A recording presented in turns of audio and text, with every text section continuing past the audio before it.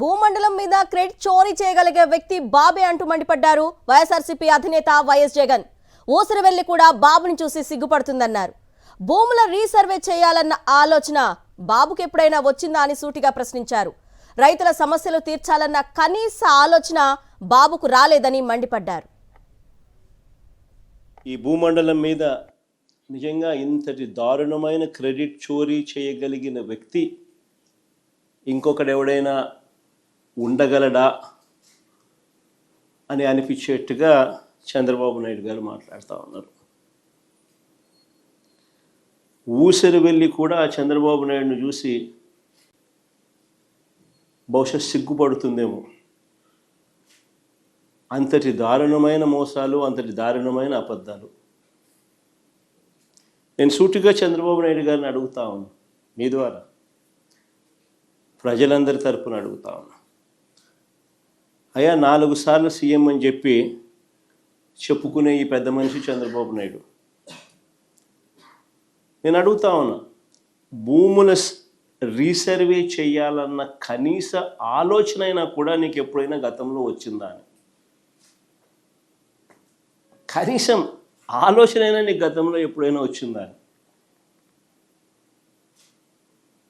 ప్రజలు ఇబ్బందుల్లో ఉన్నారు, రైతన్నలు ఇబ్బందుల్లో ఉన్నారు, రకరకాల సమస్యలు ఎదుర్కొంటా ఉన్నారు. భూ సమస్యల మీద, వారి సమస్యల మీద కనీసం నీకు ఎప్పుడైనా రీసర్వే చేయించి వాళ్ళ సమస్యలన్నీ తీర్చాలి అని చెప్పి కనీసం నీకు ఏ రోజైనా ఆలోచన అయినా వచ్చిందా చంద్రబాబు గతంలో అని అడుగుతాను. ఈరోజు క్రెడిట్ చోరీ తీసుకుంటూ తాను మాట్లాడుతూ ఉన్న మాటలకు నిజంగా ఈ పెద్ద మనిషి సిగ్గుపడాలి. నా 3648 కిలోమీటర్లు సాగిన నా పాదయాత్రలో మార్గ మధ్యంలో రైతన్నలు పడతా ఉన్న అవస్థలు, ఇబ్బందులు చూసిన తర్వాత భూములకు సంబంధించి వాళ్ళ లేవనెత్తిన సమస్యల పరిష్కారం నుంచి, ఆ ఆలోచనల నుంచి, వీటికి పరిష్కారం చూపాలన్న తపన, తాపత్రయం నుంచి శాశ్వత పరిష్కారం చూపించాలన్న ఆలోచన నుంచి పుట్టుకొచ్చింది దీని మూలం. అసలు ఆ రోజుల్లో చంద్రబాబు నాయుడు గారు ముఖ్యమంత్రిగా ఉన్నారు. నా పాదయాత్ర జరుగుతూ ఉంది.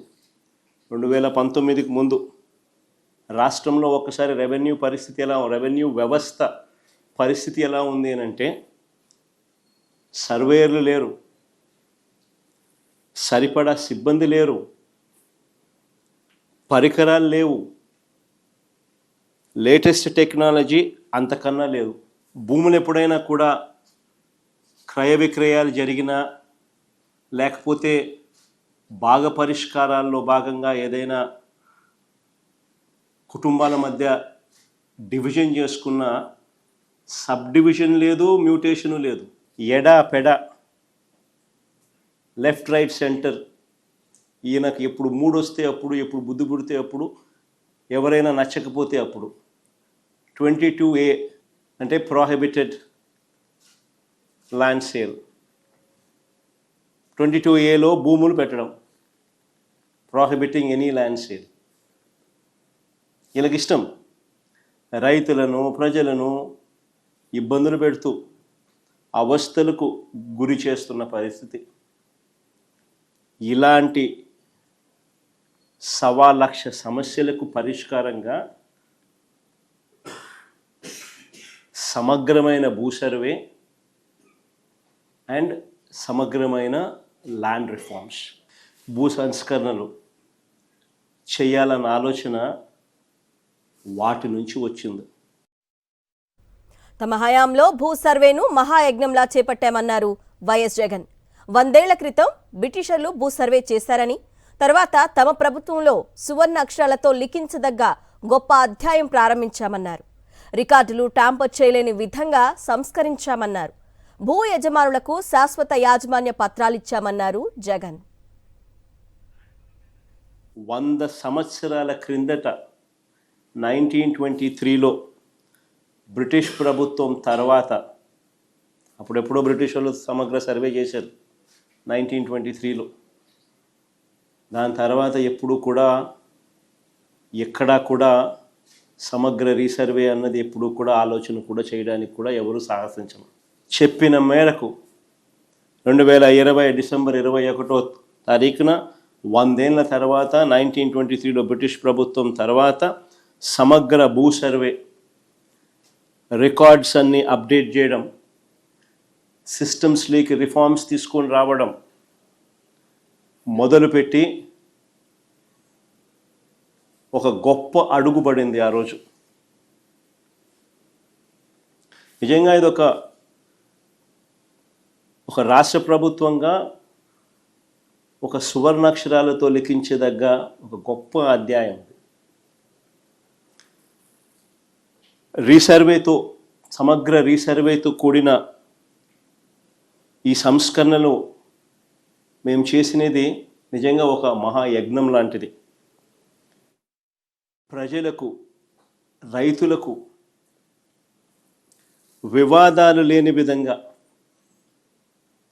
ఐ రిపీట్ దీస్ వర్డ్స్, వివాదాలు లేని విధంగా పారదర్శకంగా భూముల సర్వే చేయడంతో పాటు భూ రికార్డులన్నీ కూడా అప్డేట్ చేయడం, వాటిని ట్యాంపర్ చేయలేని విధంగా ఫిజికల్ అండ్ డిజిటల్ ఫార్మాట్లో రకరకాల వివిధ చోట్ల వాటిని భద్రపరచడం అట్ వేరియస్ లెవెల్స్. భూ యజమానులకు, రైతులకు శాశ్వత యాజమాన్య పత్రాలు, క్లియర్ టైటిల్స్ ఇవ్వడమే కాదు, ఆ క్లియర్ టైటిల్స్కు ప్రభుత్వం పూచీకత్తగా గ్యారంటీగా నిలబడుతుంది. మోస్ట్ అడ్వాన్స్డ్ సెక్యూరిటీ ఫీచర్స్తో ఎవ్వరూ కూడా ట్యాంపర్ చేయలేని విధంగా క్యూఆర్ కోడ్ను సైతం ఈ పాస్బుక్స్తో పొందుపరుస్తూ, క్యూఆర్ కోడ్ను సైతం పాస్బుక్స్లో పొందుపరుస్తూ, ఫిజికల్గా ఎవరైనా ట్యాంపర్ చేసే పరిస్థితి కూడా లేకుండా పట్టాదారు పాస్ పుస్తకాలు ఇవ్వడం జరిగింది. లేదా అన్నదమ్ముల మధ్య టైటిల్స్ మారినా కానీ, లేదా క్రయ విక్రయాల ద్వారా ఏదైనా టైటిల్స్ మారినా కానీ automatic sub divisions, automatic protocol ప్రకారం మ్యూటేషన్ జరగడం, వాటికి సంబంధించిన రికార్డులన్నీ కూడా ఆ గ్రామంలోనే, ఆ గ్రామ సచివాలయంలోనే ఉంచి అవి కూడా అక్కడ అవైలబుల్గా ఉండడం, ఆ అప్డేట్ చేసి ప్రజలకు అందుబాటులో ఉంచడం, చివరికి గ్రామ సచివాలయాల్లోనే రిజిస్ట్రేషన్ ప్రక్రియ కూడా జరిగేట్టుగా కూడా చేయడం. ఇదొకటే కాదు, రియల్ టైమ్ అలర్ట్స్. మీరు ఏదైనా భూమి ఏదైనా మీరు అమ్మినా, మీ భూమి ఏదైనా మీరు కొనుగోలు చేసినా, మీ భూమికి సంబంధించిన ఎక్కడైనా లావాదేవీలు, ఎక్కడ ఏం జరిగినా, ట్రాన్సాక్షన్ జరిగినా మీకు రియల్ టైం అలర్ట్స్ వస్తాయి మీ ఫోన్కు. చంద్రబాబు నాయుడు గారు 8 పదులు వయసున్నా కూడా,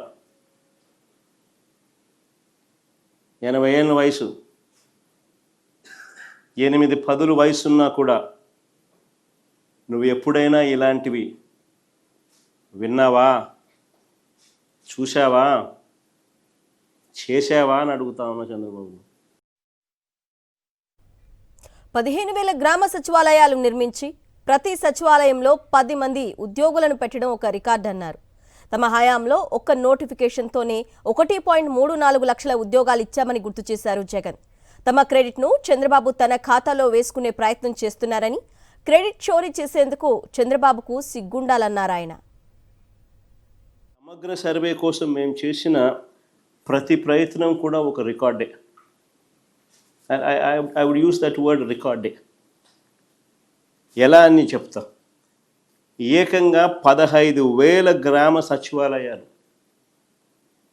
ఏకంగా 15,000 గ్రామ సచివాలయాలు ఒక record. Never in the past. ఏకంగా 15,000 గ్రామ సచివాలయాలు ఒక రికార్డే. ప్రతి సచివాలయంలో దాదాపుగా 10 మంది ఉద్యోగులను నియమించడం అది ఇంకో రికార్డే. దీనికోసం ఒకే ఒక నోటిఫికేషన్ ఏకంగా 1,34,000 మంది ఉద్యోగులు నియామకం. ఎవ్వరూ కూడా ఎప్పుడూ కూడా అధిగమించలేని, తుడిచివేయలేని ఒక సూపర్ రికార్డ్ ఇది. ప్రతి గ్రామంలోనూ ఒక సచివాలయాన్ని పెట్టడమే కాదు, ఆ ప్రతి సచివాలయంలోనూ కూడా ఓ విఆర్ఓ అంటే ఓ రెవెన్యూ అసిస్టెంట్, వీళ్ళతో పాటు ఒక సర్వేయర్, వీళ్ళతో పాటు ఓ డిజిటల్ అసిస్టెంట్,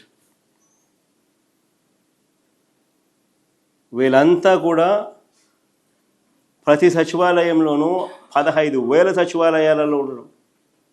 ప్రతి గ్రామంలో దాదాపుగా 40,000 మంది సర్వేయర్లు, రెవెన్యూ ఆఫీసర్, విఆర్ఓలు, రెవెన్యూ ఆఫీసర్లు అండ్ డిజిటల్ అసిస్టెంట్లు, దాదాపుగా 40,000 మంది ఈ కార్యక్రమంలో పాలు పంచుకున్నారు.